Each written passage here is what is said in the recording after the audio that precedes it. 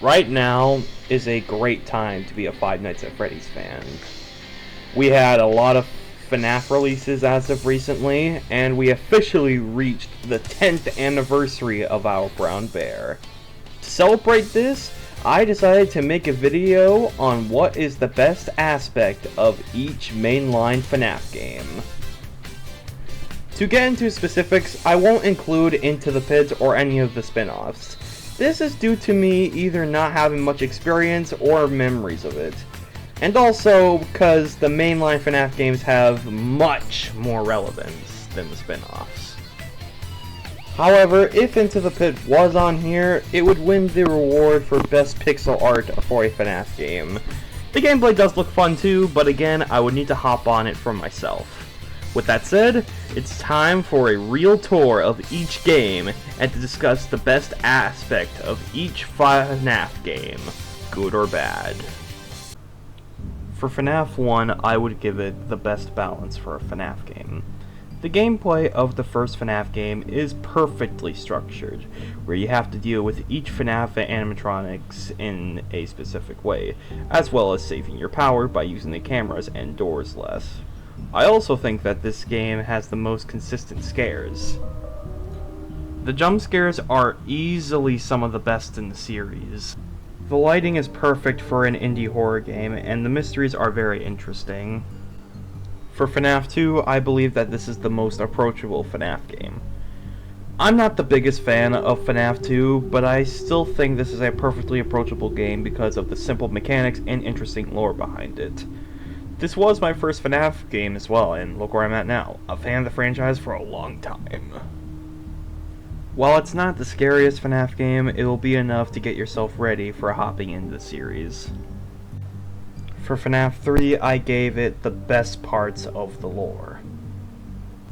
Springtrap, the main character of the game, was once a father in a family known as the Afton family.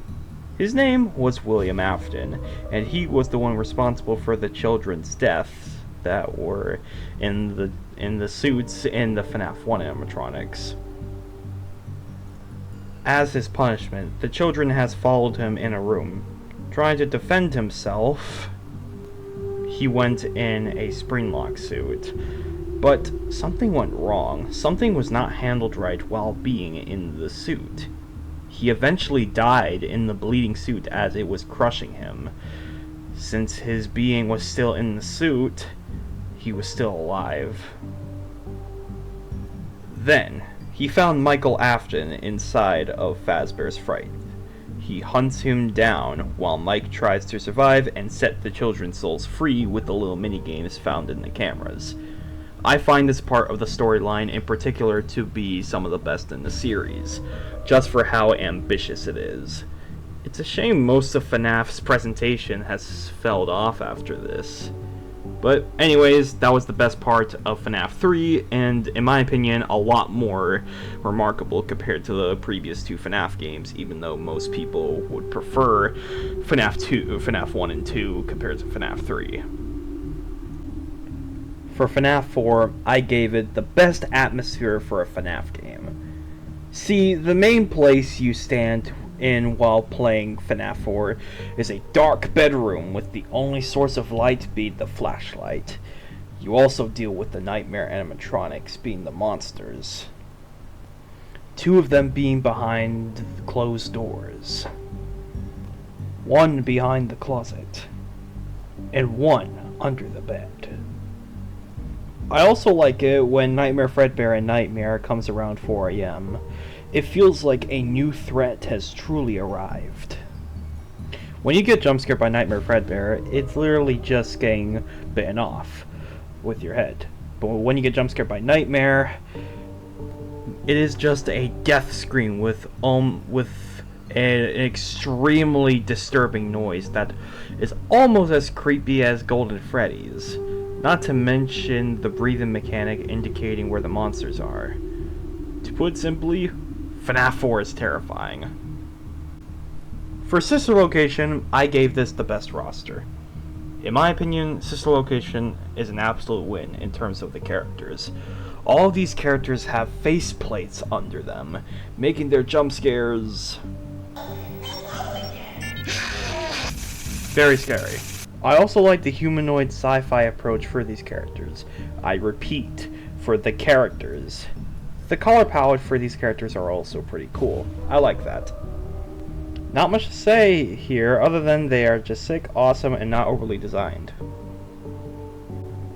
For Pizzeria Sim, we have the best ending to a FNAF game. The speech from Henry was awesome, and the so long to the characters just felt extremely right at the time. As much as I don't like Pizzeria Sim, I gotta play this whole thing out. Take a listen. Did you really think that this job just fell out of the sky for you? No. This was a gift for us. You gathered them all together in one place, just like he asked you to. All of those little souls in one place, just for us. A gift. Now we can do what we were created to do and be complete. I will make you proud, Daddy. Watch, listen, and be full. Connection terminated.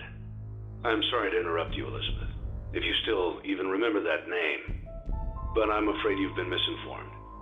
You are not here to receive a gift, nor have you been called here by the individual you assume, although you have indeed been called.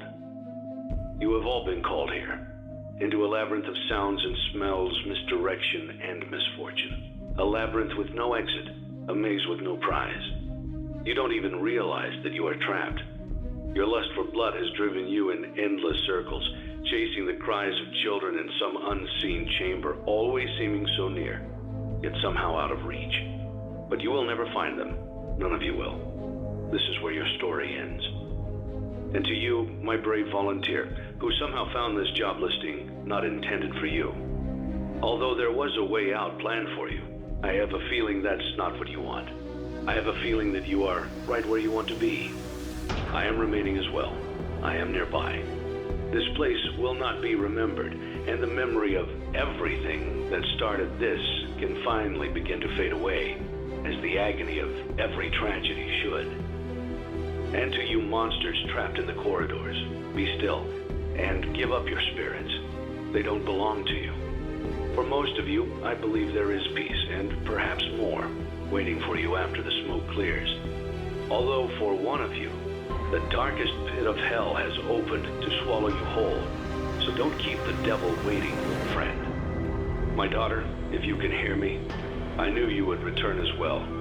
It's in your nature to protect the innocent.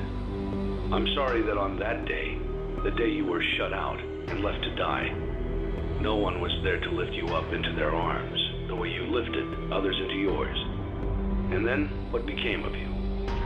I should have known you wouldn't be content to disappear. Not my daughter. I couldn't save you then, so let me save you now.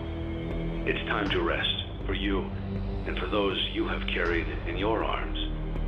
This ends, for all of us, in communication. Time to move on. UCN is going to be very brief. Just simple, mindless fun. Given how many animatronics and mechanics you have to deal with, and cheese-like strategies for the mechanics, it went to mindless fun for its reward. For FNAF Help Wanted 1, I believe it is the most impressive FNAF game. The amount of content that is in this game is truly remarkable. You have the old 3 FNAF games, Parts and Service, Night Terrors, and plenty more.